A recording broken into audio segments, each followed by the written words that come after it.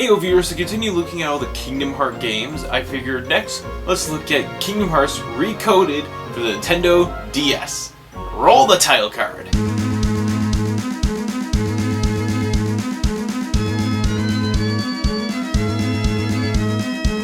Kingdom Hearts Recoded is a re-release of a game that was released only in Japan on the cell phones. This game consists of many different types of gameplay. With that said, this is the first time Kingdom Hearts Coded has reached the North American shores. So, what's the story in this game? Well, after the adventures of Kingdom Hearts 2 is completed, Jiminy, Mickey, Donald, and Goofy are trying to figure out this mysterious message in Jiminy's journal. The message reads, "The hurting will be mended when you return to end it." It doesn't take Jiminy long to figure out that he did not write that in there, and the crew creates a digital Sora to explore the contents of the journal. Let it be known that every book written, every diary composed, and every play created, there is a digital world inside it. The story is nothing special, as it ultimately just fills in some plot holes here and there. It would only be truly enjoyed by fans of the series, though.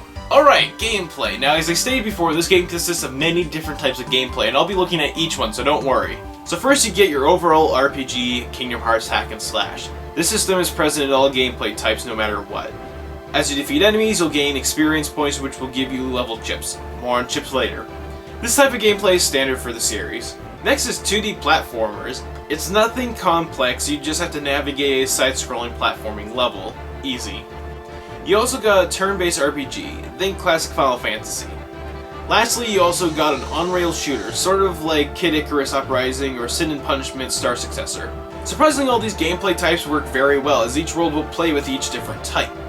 Here's my problem though, not enough gameplay types, which means the game, overall, is way too short. I beat this game in 15 hours, it's going from start to finish. That's not 100%ing it, that's not completing all those small side quests, which, by the way, not a lot of them of to begin with. But I mean, 15 hours, that's really short compared to any of the other Kingdom Hearts games in the series. I'm going to try to explain level chips to the best of my abilities. Basically, when you defeat an enemy, you'll get experience points, and when you get enough experience points, you'll get a level.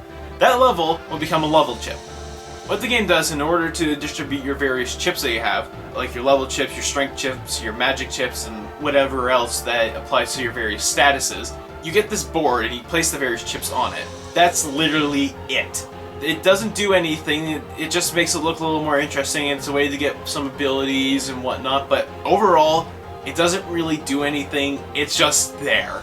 Alright, the controls. You're going to use the D-pad to move around, B is going to allow you to jump, Y is going to allow you to dodge, A is going to let you select from the command window that's going to be off to the side, and R is going to reset the camera. These are the basic controls, but they do change depending on which gameplay type you play. Don't worry though, the game will explain each and every control for each and every gameplay type.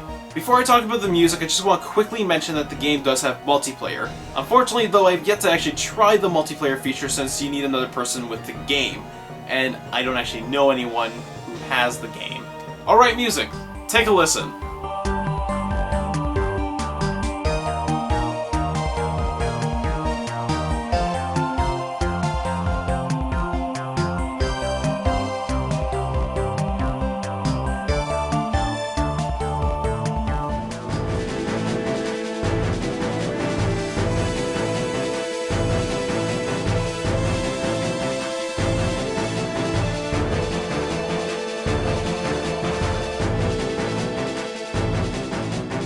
The music in the game is good, but here's my problem with it. It just sort of fades off in the background, and you don't really get to appreciate it like you do in the other titles. Overall, I give Kingdom Hearts Recoded a 6.9 out of 10. This game is just way too short.